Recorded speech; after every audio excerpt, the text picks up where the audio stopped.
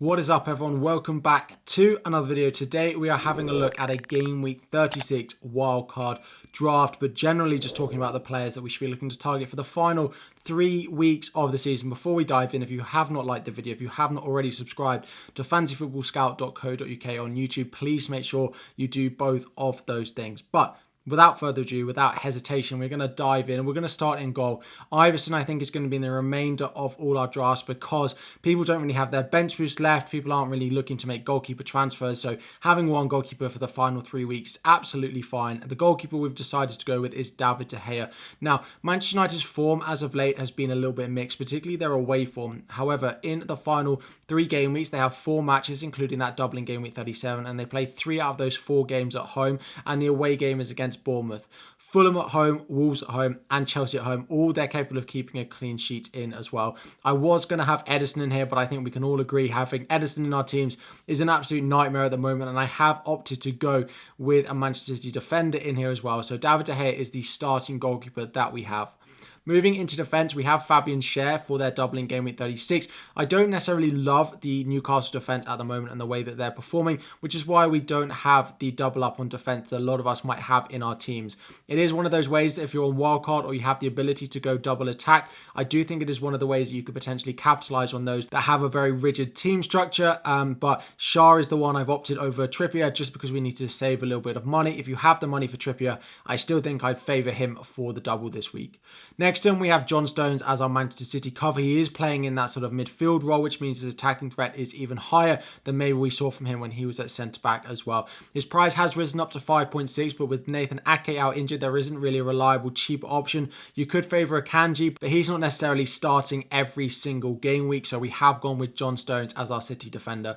Next turn, we've gone with Trent Alexander-Arnold. Again, the Liverpool don't have a double between now and the end of the season, unlike Manchester City and Newcastle both have in different game weeks in game week 36 and game week 37. But Trent is performing really well. Liverpool are performing really well. The attacking threat is there. The clean sheets are touch and go. They're here and they're there. They're not that many of them, but I still think the attacking threat that Trent has means that he's a good pick. We then have Diego Dalot, again, a doubler in game week 37, so happy with him. I've gone with him over Luke Shaw just because, again, Luke Shaw playing at centre-back means he does lose a little bit of that attacking threat. Luke Shaw is on set pieces though, so if you do have Luke Shaw on your team, I wouldn't worry at all about making the switch. And then finally in defence, we've gone with a Stupinan. Now, I have decided to stick with a Brighton defender. A lot of people are considering benching them for their double in game week 36, and I don't necessarily disagree with that, Newcastle and Arsenal away. However, they do then have a double in game week 37, which does include Southampton at home, which I do think they'll keep a clean sheet in, plus that Manchester City fixture. It is just worth playing the fixture. I do think it's still worth having a triple up on the Brighton options. We have got double midfield in this draft. If you wanted potentially to go and get Steele in goal and then go with potentially Dalot and Luke Shaw in defence for the double Manchester United defence that way, that would also work, but I have gone with Stupinan just for his attacking threat in this draft. Then into midfield, so we do add the double Brighton. Of course, Solly March has picked up an injury, which means we have gone with McAllister and Matoma.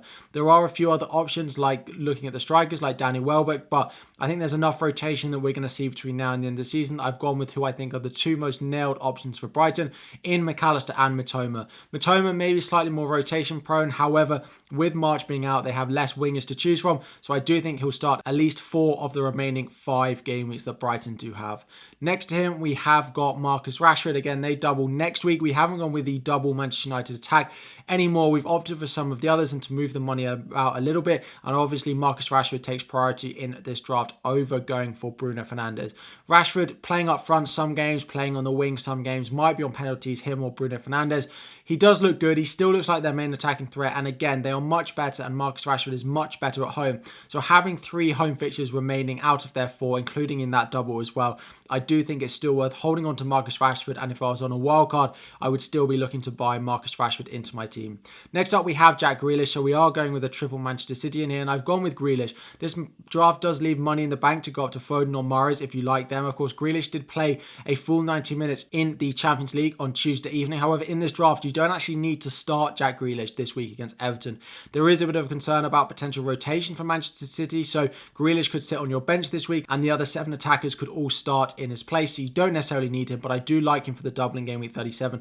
I do still think he's the most nailed outside of course, the usual Erling Haaland. Even along the lines of Kevin De Bruyne, is he going to play every game?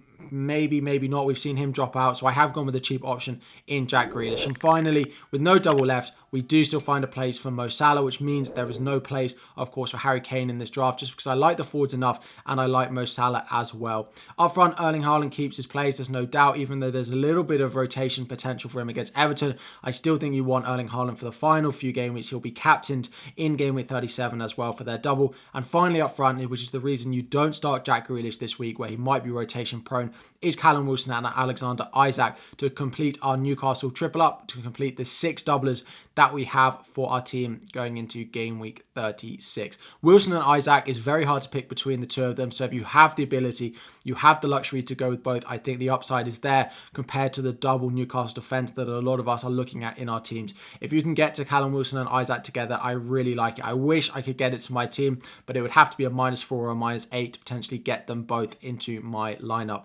So this is where I'd like to be. This is where I probably plan. There are a few differentials in here, like the double Newcastle attack, like the double Manchester United defence, like having Grealish and Haaland in there as well. Let me know what you think about this. Is there any big differentials that you like between now and the end of the season? Are you looking at Harry Kane, potentially any other Newcastle midfielder, or a different Brighton triple up as well? Drop all your questions in the comment section down below. If you do like FPL videos, please do not forget to check out my channel as well, FPL Harry on YouTube and on Twitter. There'll be a link above and there'll be a link down in the description below. Thank you all so much for watching. Like and subscribe before you go, and I'll be back again next week.